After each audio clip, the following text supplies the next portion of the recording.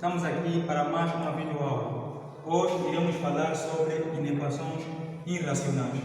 A princípio, o conceito de inequação é por nós conhecido, ok? E hoje simplesmente vamos tratar de um certo tipo de inequações, que vamos chamar de inequações irracionais.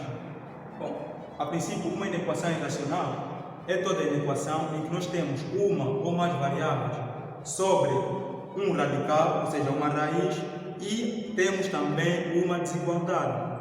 É o caso desta condição. Nós temos raiz de f de x é menor que em x. Isto é uma inequação irracional, porque nós temos uma função que está contida numa raiz, nós temos uma desigualdade e nós temos aqui uma outra função. Bem, existem vários tipos de inequações irracionais. Nós simplesmente, na aula de hoje, vamos nos focar na resolução de inequações do tipo raiz de f de x menor que b em x.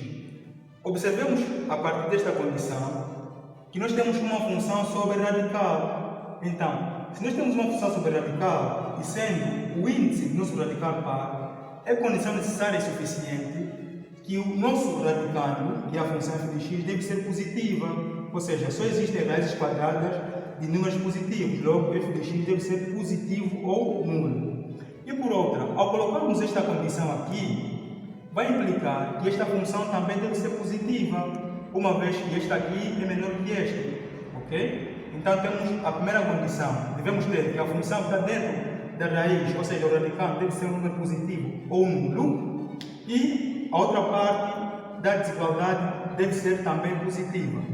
Agora, se eu elevar ao quadrado ambos os membros, ou seja, em outras palavras, se eu tenho dois números positivos, A e B, ok? Tal que A é menor que B, então A ao quadrado também será menor que B ao quadrado. Se isto aqui é menor que isto, ao quadrarmos ambos os membros, a raiz desaparece e essa expressão fica ao quadrado.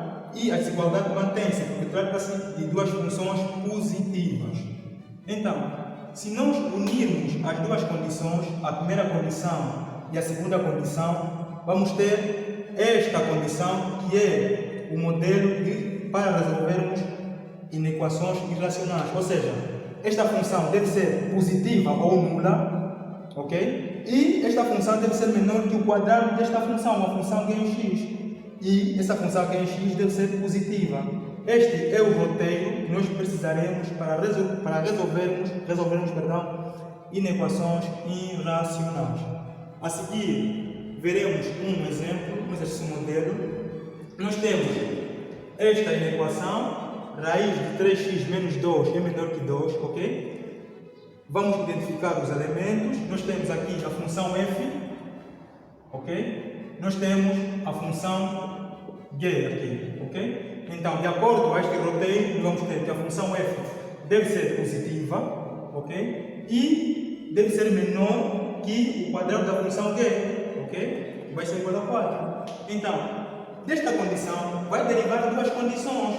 A primeira condição é que essa expressão deve ser maior que zero, está aqui, escrevemos separadamente, e essa mesma função deve ser menor que 4. Agora, vamos resolver um sistema de inequações.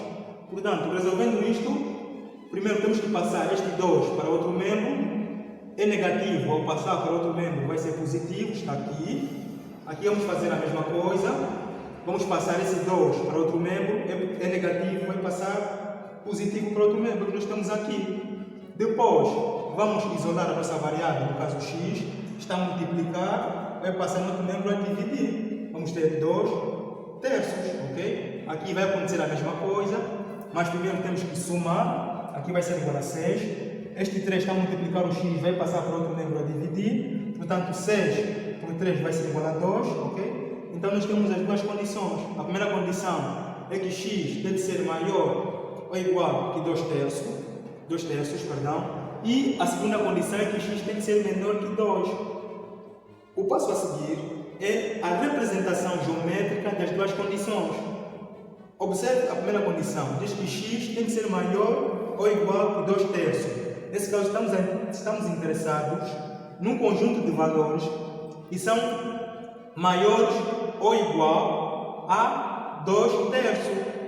Estes números podem ser 1, 2, 3, 4, 1000, 2000, acessivamente. Vemos que, por essa ordem de ideia, estamos a tender para o mais infinito. Então, eis aqui a representação da condição. Marcamos aqui na reta real o ponto 2 terços e colocamos a seta tendendo para mais infinito.